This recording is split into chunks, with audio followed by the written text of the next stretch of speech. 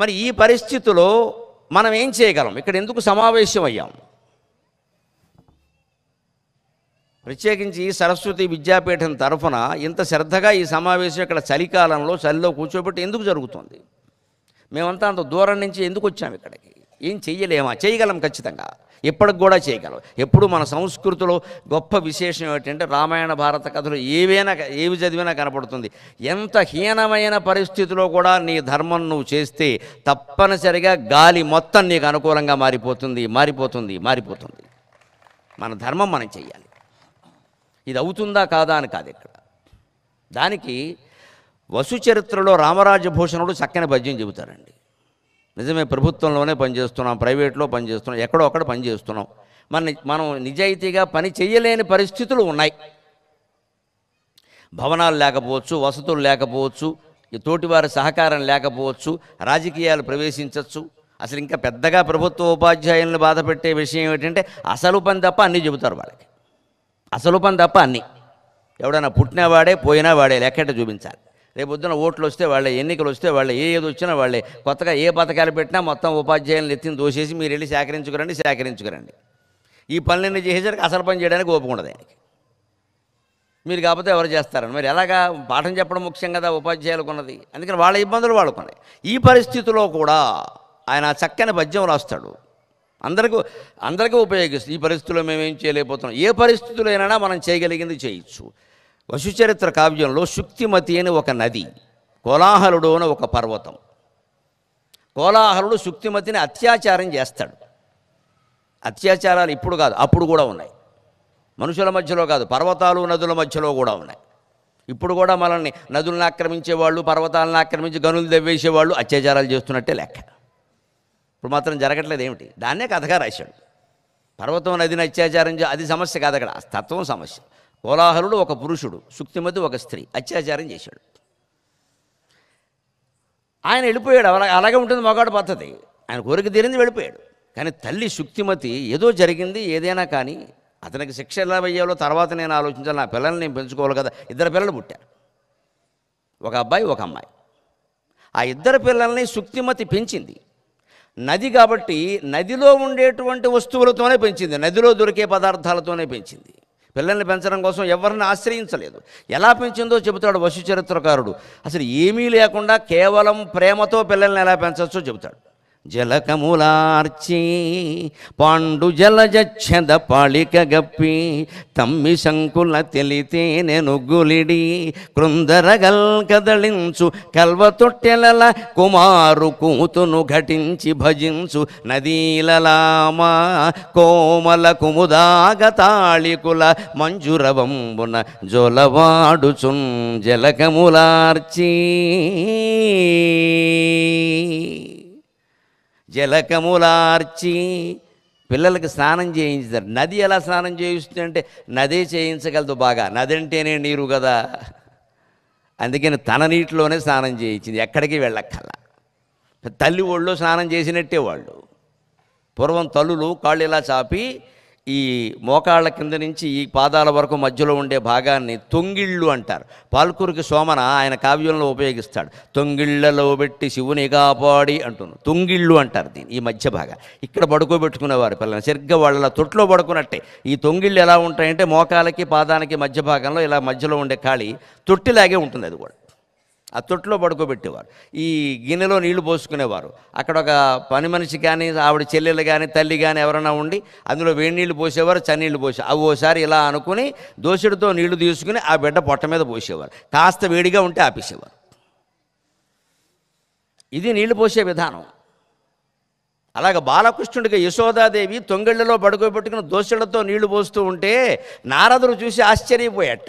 వరాహావతారం ధరించినప్పుడు ఈ శ్రీ మహావిష్ణువు భూమండలాన్నంతా పైకెత్తాడు కదా, అప్పుడు 7 సముద్రాలు ఈయనకి స్నానం చేయిద్దామని చూసేయట. చూస్తే ఒక్కొక్క సముద్రం ఒక్కొక్క వెంట్రుకను తడపడానికి సరిపోయిందట, మిగిలిన శరీరం అలాగే ఉందిట. అది శ్రీ మహావిష్ణువు. అద్భుతంగా వర్ణిస్తాడు ఆయన. కృష్ణకర్ణామృతంలో బిల్వమంగళుడు చెబుతాడు అన్నమాట.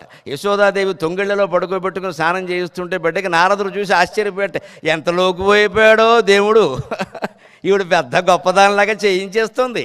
ఈయన తలుచుకుంటే ఎంతటి వాడు అసలు వరాహ అవతారంలో యద్రోమరంధ్ర పరిపూర్తి విధావశక్తాక వారాహ జన్మని బభూవు రమీ సముద్రాక తం నామనాథం అరవింద వృషా యశోద పాణిద్వయాంతరజలై స్నపయాం బభూవా అని కృష్ణకర్ణామృతంలో బిల్వమంగళుడు వర్ణిస్తాడు అద్భుతంగా. వరాహావతారం ఎత్తినప్పుడు భూమండలాన్ని మొత్తం ఇలా ముట్టి మీద పైకి లేపితే భూమి చుట్టూ ఉన్న సప్త సముద్రాలు కూడా మళ్ళీ స్వామి మాకు దొరకడు, ఇప్పుడు ఆయన ముట్టి మీదే ఉన్నాం మేము, ఇప్పుడే కనుక శ్రీ మహావిష్ణువుకి అభిషేకం చేసి మేము ధన్యాత్మలు అవుతామని ప్రతి సముద్రం ప్రయత్నిస్తే సప్త సముద్రాలు కలిపితే 7 వెంట్రుకలు తలపగలిగేట, ఎంతకంటే ఏం తడవలేదు. ఇక మా వల్ల కాదని ఊరుకునేట. అది ఆయన అంతటా బృహత్స్వరూపం. అణుర్బృహత్కృశస్థూలక గుణభరం నిర్గుణోమగాన్ అని విష్ణు సహస్రంలో చెప్పినట్టే. బృహత్ అవదలుచుకుంటే ఎంత బృహత్తైనా అవుతాడు, అణువు అవదలుచుకుంటే ఎంత అణువైనా అవుతాడు. అటువంటి పెద్ద మనిషిని, అటువంటి విశ్వమంతా వ్యాపించిన విష్ణువుని, సముద్రాలు కూడా తడపలేకపోయిన విష్ణువుని యశోదాదేవి తొంగిళ్లలో పట్టుకుని దోసి నీళ్లతో స్నానం చేయించేస్తోంది.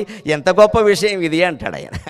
భక్తి అంత గొప్పది, భక్తి అంత గొప్పది, భక్తి అంత గొప్పది. పిల్లలకి బాల్యం నుంచి ఆ భక్తి నేర్పాలి, భక్తి నేర్పాలి, భగవద్భక్తి నేర్పాలి, తల్లిదండ్రుల యందు భక్తి నేర్పాలి, దేశమాత యందు భక్తి నేర్పాలి. ఆ భక్తి ఇక్కడ చూడండి, దేవుడు స్థానంలో భారతమాతను పెట్టారు, ఓంకారాన్ని పెట్టారు, సరస్వతీదేవిని పెట్టారు. మూడింటి మధ్యలో ఏమీ తేడా లేదండి, ఎక్కడా తేడా లేదండి. ఆ భారతమాత ఎలా ఉందమ్మా, సాక్షాత్ లలితాదేవిలా లేదండి. అంతకంటే ముత్తైదు ఉంటుందా, అంతకంటే నమస్కరింపదగినటువంటి స్త్రీ ఉంటుందా? సరస్వతీదేవి విద్యకి ప్రత్యేక. అంతిమంగా ఆధ్యాత్మికంగా మనం అందరం చేరుకోవలసింది ఓంకారం, ఛందస్సు, ప్రణవశ్చందస్సామివ. ఇంతకంటే విద్యకు లక్ష్యం ఉంటుంది. అందుకని సరస్వతి విద్యాపీఠం వారి యొక్క ఆలోచనకు అనుగుణంగా ఈ 3 పటాలు ఉంటాయి. నేను చాలా కార్యక్రమాల్లో పాల్గొన్నాను. ముందు దేశం, అలాగే విద్యా వ్యవస్థకి సరస్వతి, అంతిమంగా ఆధ్యాత్మికంగా ఓంకారం. అలాగా సరిగ్గా ఇక్కడ చెప్పు, జలకములార్చి ఆ చిన్నపిల్లకి స్నానం చేయించదట. పండు జలజచ్చద పాళిక కప్పి. ఇప్పుడు స్నానం చేయించాక తుడవాలి కదా, తువాళ్ళు ఇవి, తువాళ్ళ కోసం ఊరికే డీమార్ట్ అని వెళ్ళలేదు కారేసుకుని. ఇక్కడ మనకి తువ్వాలు కావాలన్నా డీమార్టే. అందుకని డీమార్ట్కి వెళ్ళి తువ్వాలు తెద్దామని కూర్చోలేదు. లేదు, అక్కడ సుక్తి మీద ఎక్కడికి వెళ్తుంది, డీమార్ట్కి ఇంకో మార్ట్కి. ఆవిడేం చేసిన తామరపు, తెల్ల తామరపు రేకులండి. పండు జలజచ్చద పాళిక గప్పి, తెల్ల తామరపు రేకులతో బిడ్డ ఒళ్ళు తుడిచిందిటండి. అదమ్మా చేయదలుచుకుంటే, పని చేయదలుచుకుంటే సాధనం అదే దొరుకుతుంది. ఎగ్గొట్టదలుచుకుంటే వంకలు దొరుకుతాయి, ఎగ్గొట్టదలుచుకుంటే వంకలు దొరుకుతాయి. ఒక ఉపాధ్యాయుడు చూడండి, 9ంటిగా బడికి రావాలి, 10ంటికి అండి ఇప్పుడు ప్రభుత్వంలో. 9ఏనా సుమారుగా అదే అనుకుందాం, 9 ఏదో అంకె అనుకోవాలిగా, 9 అనుకుందాం. 9ంటికి రావాలనుకోండి, మన ఉపాధ్యాయ సోదరులు ఎలా ఉంటారో, ఒకడు 9:30కు వస్తాడు. ప్రధాన ఉపాధ్యాయుడు అడిగాడు, ఒక అరగంట అటు ఇటు అవుతుంది సార్. ఎప్పుడు అటే అయింది, ఇటు అవ్వలేదు. మరి వెళ్ళిపోయేటప్పుడు అరగంట ముందు వెళ్ళిపోతుంది. మా ఆవిడని పికప్ చేసుకోవాలంటాడు. అదో బ్యాంక్ అక్కడ మళ్ళీ సిటీలో ఉంటుంది ఇది. మా ఆవిడని పికప్ చేసుకోవాలి. వెళ్ళేటప్పుడు అరగంట ముందు వెళ్ళిపోతాం, వచ్చేటప్పుడు అరగంట ఆలస్యంగా వస్తాం. పైగా ప్రధానోపాధ్యాయుడు అడిగితే అటు ఇటు అవుతుందంటే అటు అవ్వలేదు, ఎప్పుడు ఇటే అవుతుంది. మరి ఎప్పుడైనా పోనీ 8:30కు వచ్చామా, లేదే. అంటే ఎగ్గొట్టదలుచుకున్న వంకలు ఉంటాయండి, కానీ పని చేయదలుచుకున్నా కూడా సాధనాలు ఉంటాయి. మనం చేయదలుచుకుంటే చేస్తాం అంతే. ఆ సంకల్పంలో ఉంది అక్కడ. ఇది లేదు కదా, నేను ఎందుకు చేయాలని ఇంకోటి ఉంటుంది అక్కడ, ఇంకోటి ఉంటుంది. అందుకని తెల్లదామరపు రేకులతో ఒళ్ళు తుడిచింది. ఈ పనికి మాలిన తువ్వాళ్ళు పెట్టి తోడవడం కంటే దాంతో తోడవడం మంచిది, రూపాయి ఖర్చు లేదు. డీమార్ట్కి వెళ్ళి తువ్వాలు కొంటే అదే ఉంటుంది 100 రూపాయలు. వీడికి ఈ మొహానికి 100 రూపాయలు పెట్టాలో కూడదో తెలియదు. ఇక్కడ వీడు 100 రూపాయలు విలువ చేస్తాడో లేదో కూడా తెలియదు. తమ్మి శంకుల తెలితేనే ఉగ్గులిడి. బిడ్డకి స్నానం కాగానే వెంటనే ఆకలిస్తుంది, పసిబిడ్డకి పాలు తాగాలనుకుంటాడు. అందుకని మరి నది పాలు ఎలా ఇస్తుందండి? ఆ తెల్ల తామర పువ్వుల్లో కలువుల్లో ఉండే తేనెని అక్కడ ఉండే తామర పువ్వు రేకులతోటే తీసి ఉగ్గు కింద పట్టించింది. అంటే తనలోంచే పద్మాలు, తన నదిలోనే పద్మాలు, పద్మాలలోనే తేనె, అన్నీ అక్కడే ఉన్నాయి. పడుకోబెట్టాలి కదా, కడుపులో ఏదైనా పడగానే భుక్తాయాసం అంటారు. పసిబిడ్డకి పాలు తాగారని నిద్ర వస్తుంది. కొంతమంది పసిపిల్లల్ని మీరు గమనించిన, తల్లి ఒళ్ళో పాలు తాగుతూనే పడుకుంటారు. పడుకున్నాడు పాపం అని జాగ్రత్తగా తల్లులు ఎంతో జాగ్రత్తగా కాస్త కదిపితే వాడి నిద్రపోతుందేమో అని దిరిసిన పువ్వుని ఏదో అవసరమై పూజ కోసం పుష్పాన్ని కోసినప్పుడు వ్యవహరించేంత సున్నితంగా వ్యవహరించి తీసుకెళ్ళి నెమ్మదిగా అలా మంచం మీద ఉయ్యాల్లోనో పడుకోబెడతారు. కొంచెం కదిలితే లేస్తాడు మళ్ళీ. వాళ్ళు లేవకూడదని ఒకటి, వీళ్ళ పని ఆగకూడదని ఒకటి, 2 ఉంటాయి. తప్పు లేదు, మమకారం 2 ఉంటాయి, అంత ప్రేమ. అందుకని ఆవిడ కూడా కల్వ తొట్టేలా ఉగ్గుబాలు బిడాగించగానే నిద్ర వస్తుంది కాబట్టి కల్వ తొట్టెలలో పడుకోబెట్టిందట. కల్వతొట్టెల్లో పడుకోబెట్టారు, బాగానే ఉందండి. ఉయ్యాల ఊపాలి కదా, ఊపితే కానీ పిల్లలు పడుకోరు కదా అంటే చూడండి, అసలు ఆ నది ఎప్పుడైతే తన బిడ్డల్ని తాను పెంచుకోవాలి, ఎవరిని అడగద్దు, మగాడు అన్యాయం చేసినా సరే వాడి మీద కేసు పెట్టడమో ఏదో చేయడమో అది వేరే విషయం, ముందు పసిపిల్లలకు అన్యాయం జరగద్దు, నా పిల్లల్ని నేను పెంచుకోవాలని భావించిందో సమస్త ప్రకృతి ఆవిడకి సహకరించిందండి. నీళ్ళంటే అక్కడ ఉన్నాయి. ఉగ్గెలా వచ్చిందండి? తేనె. పద్మాలు ఉండకపోతే తేనె రాదు కదా. పద్మాలు అక్కడ ఆవిడ నది ఏమి పెట్టలేదు కదా, పద్మాలు తమంతా తామే ఉన్నాయి. పద్మాల రేకులు విచ్చుకున్నాయి, అందులో పడుకోబెట్టింది. ఆ తామరపూ రేకులతోటే తేనె తాగించింది, అదే ఉగ్గుబాలుగా చేసింది. అక్కడ తొట్టెలో పడుకోబెట్టింది, కానీ ఉయ్యాల ఊపాలి కదా. కృందరగల్ కదలించు కల్వ తొట్టెలలా, లేత తరంగాల ఆ నదిలో చిన్న చిన్న తరంగాలు ఇలా ఇలా ఊగుతూ ఉంటే ఆ రకంగా ఆ కల్వ తొట్టెలు కూడా ఊగుతున్నాయట. జోలపాడినట్టుగా అయి పిల్లలు సుఖంగా పడుకున్నట్ట. అప్పుడు కూడా ఒకటి తగ్గిపోయింది, ఇంకా పద్యం మిగిలిపోయింది. అందుకని భట్టుమూర్తి గారు ఏమంటున్నారంటే, అదేమిటండి పిల్లలు పాట పాడితే కానీ పడుకోరు కదా, మరి నది ఎలా పాట పాడిందో మీకు తెలుసా? కోమల కుముదాగ తాళికుల మంజురవంబున జోలవాడుచున్. ఆ పద్మాలలోనూ కలువు పూలలోనూ ఉండే తేనెను ఆస్వాదించడం కోసం వచ్చినటువంటి తుమ్మెదలు ఝుమ్ ఝుమ్ ఝుమ్ అని ఝంకారం చేస్తున్నాయట. ఆ ఝంకారానికి పిల్లలు హాయిగా పడుకున్నాయట. అంటే ఒక కించిత్తు ప్రయత్నం నీ పిల్లల్ని పెంచుకోవడానికి నువ్వు చేస్తే మిగిలిన ప్రకృతి అంతా నీకు సహకరిస్తుంది. అలాగే ఉపాధ్యాయ సోదరులకి నమస్కారం పెట్టి కోరుతున్నా, వ్యవస్థని బాగు చేసే ప్రయత్నం మీరు చేయండి, భగవంతుడు ఆశీర్వదిస్తాడు, సమాజం మారుతుంది. ఏం మారుతుంది? మన వల్ల అవుతుందా, మనం ఒక్కళ్ళని చేస్తే అవుతుందా? ఈ నిరాశకు లోను కాకండి. విద్య అంటేనే ఆశావాదం, విద్య అంటేనే ఆశావాదం, విద్య అంటేనే స్వచ్ఛత. పోతన గారి పద్యం చదువుకున్నాం ఇందాక, శారద నేరదేందు. 17 తెల్లటి పదార్థాలు 17 పదార్థాలతో వర్ణించాడు. తెల్లటి పదార్థాలు ఎందుకు పెట్టాడండి? అమ్మవారిని చూడండి, సరస్వతీదేవి తెల్లచీర కట్టుకుంటుంది, లక్ష్మీదేవి ఎర్రచీర కట్టుకుంటుంది, కాళికాదేవి నల్లచీర కట్టుకుంటుంది. లెక్కలవి. సరస్వతీదేవి తెల్లచీర అంటే అర్థమేడు, వాళ్ళు ఆయన తెల్లచీర కాకపోతే ఎర్రచీర కొనడా?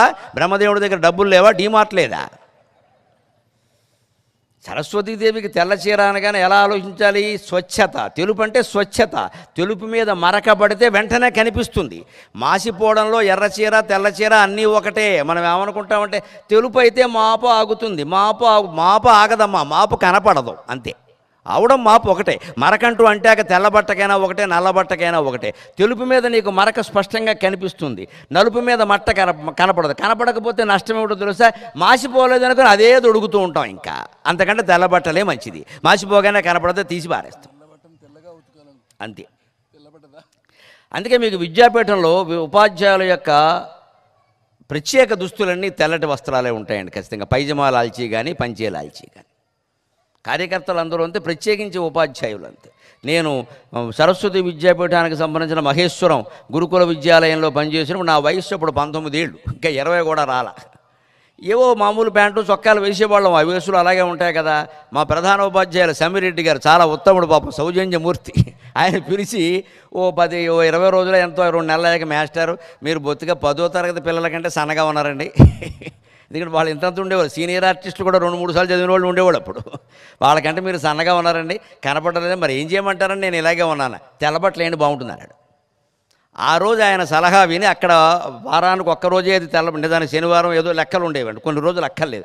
అయినా సరే నేను నియమంగా పెట్టుకుని వెంటనే దగ్గరలో ఉండే నర్సంపేట వెళ్ళి ఓ బట్టల షాపులో కూర్చుని ఆలోచించాను, నాకు కావలసిన బట్టలు కొనుక్కుందాం. ఎలాగూ తెల్ల బట్టలు వేసుకోవాలన్నప్పుడు అన్నీ తెల్లవే ఉంటే గొడవ లేదు కదా అని ఒక్కసారి అక్కడ జ్ఞానోదయం కాగానే ఆ 78 సంవత్సరాల నుంచి ఈ రోజు వరకు తెలుపు తప్ప మరొకటి నేను తొడగలేదు. పెళ్ళైన తర్వాత ఆవిడ కొంచెం షరతు పెట్టి కాస్త క్రీము రంగు వేసుకోవచ్చుగా అంది. భార్య మాట వినకపోతే ఎంత ప్రమాదమో మీకు తెలుసు, అందుకని విన్నాను.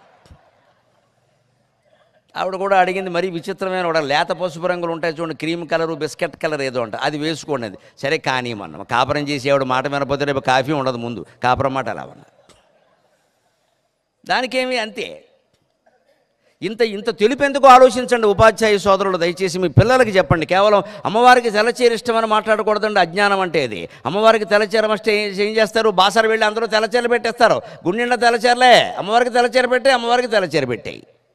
అందుకే సరస్వతి ఆలయంలో పూజారే నాకు చెప్పాడు, అయ్యా మీ ప్రవచనాల్లో సరస్వతీదేవికి ఎర్ర చీర, ఆకుపచ్చ చీర, నీలం చీర కూడా పెట్టచ్చని చెప్పండి అన్నాడు. ఎందుకయ్యా అంటే కట్టుకోలేక మా ఆవిడ చచ్చిపోతుంది అన్నాడు. అందుకని తెల్లచీర అస్తమానం పెడుతుంటే కట్టుకోలేక మా ఆవిడ ఇబ్బంది పడుతుందండి, ఆకుపచ్చ ఎరుపు కూడా నీకు ఎందుకు, నేను చెప్తానులే, నీకు బ్రాండ్ అంబాసిడర్ నేనే అన్నాను.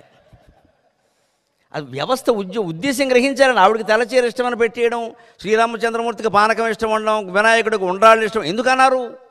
ఎందుకన్నారో తెలిస్తే మనం ఏం చేయాలో తెలుస్తుంది. తెల్లచీర ఇష్టమని ఎందుకన్నారు? విద్యా వ్యవస్థ మొత్తం స్వచ్ఛంగా ఉండాలి, ఉపాధ్యాయుడు స్వచ్ఛంగా ఉండాలి, విద్యార్థి స్వచ్ఛంగా ఉండాలి. విద్యార్థికి స్వచ్ఛమైన జీవితం అలవాటు పడితే రేపు దేశమంతా స్వచ్ఛ భారతే, అనుమానమే లేదు ఆ విషయం. భౌతికంగా కాదు, మానసికంగా కూడా. ఆ మానసికంగా నైతికమైన విలువలు నిలబడాలంటే తెల్లచీర ప్రతీక. అందుకని ఇష్టం అంటే అలాగా ఇష్టం ఏమిటమ్మా? రంగుల చీరలు ఎవరికైనా ఇష్టం అవుతాయి. ఇది మనం గ్రహించకపోతే తత్వం దెబ్బతింటుంది మొత్తం అంతా. అది ప్రధాన ఉద్దేశం. అందుకని ఇక్కడ నదిలో దొరికే పదార్థాలతోనే నది స్నానం చేయించింది. ఇప్పుడు ఉపాధ్యాయ సోదరులు ఏ వ్యవస్థలో మీరు ప్రైవేటు, ప్రభుత్వం, విద్యాపీఠం ఎందులో ఉన్నా సరే ఆలోచించండి. మీ దగ్గర ఉన్నది ప్రధానమైన ప్రతిభ, పాండిత్యం. అది సరిపోదా?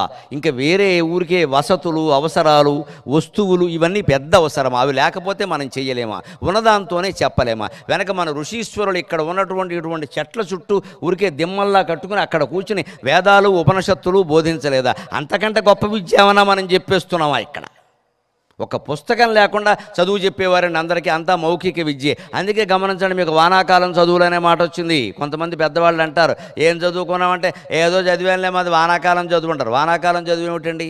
పూర్వం మహర్షులు అడవుల్లో గురుకులాలు పెట్టేవారు. అప్పుడు వర్షకాలంలో చదువు చెప్పేవారు కాదు. ఎందుకంటే కూర్చుంటే చెట్ల కింద కూర్చోవాళ్ళు, తడిసిపోతారు మొత్తం. వర్షకాలం సెలవులు. అయినా విద్యార్థులు ఇంట్లో కూర్చుని కొంత చదువుకునేవారు. ఉపాధ్యాయుడు చెప్పకుండా ఇంట్లో కూర్చుని చదువుకుంటే కొంత వస్తుంది, అంతా రాదు. ఆ కొంత వస్తుంది కాబట్టి వానాకాలం చదువు అన్నారు. వానాకాలం చదువు రాదంటే ఉద్దేశం అది. ఇప్పుడు వేసవకాలం అనమాట. నిజానికి వేసవకాలం చదువు చెప్పనంటే అప్పుడు వానాకాలం చెప్పారు. ఇప్పుడు మనకు చాలా వచ్చిందిగా. ఇప్పుడు వానాకాలం లేదు, శీతాకాలం లేదు, వేసవకాలం లేదు, పోయే కాలం వచ్చే వరకు చెప్తారు చదువు ఖచ్చితంగా. వేసవకాలం కూడా క్లాసులు పెట్టేసి వాడిని సావగొట్టేసి మొత్తం మీద వాడికి చివరి కాలం, పోయే కాలం రావాల్సిందే. ఇంకా అంతవరకు అందుకే విద్యార్థులు ఆత్మహత్యలు చేసుకుంటారు. మేము పోతే కానీ మమ్మల్ని వదలరా బాబా అని. ఏదో ఒక కాలంలో వాడికి విశ్రాంతి ఉండాలా వద్దా? అంచేది ఉన్న సామగ్రితోనే, ఉన్న దానితోనే మనం చెప్పలేమా? దానికంత గొడవ పెట్టాలా? ఏదో లేదని వంకబెట్టి మానేయాలా? ఒక్క మాట అండి, నేను మళ్ళీ చెబుతున్నా, ఎగ్గొట్టదలుచుకుంటే వంకలు ఎన్ని ఉంటాయో, చేయదలుచుకుంటే సాధనాలు ఎన్ని ఉంటాయి. ఖచ్చితంగా మనం చెయ్యాలి అంతే లెక్క.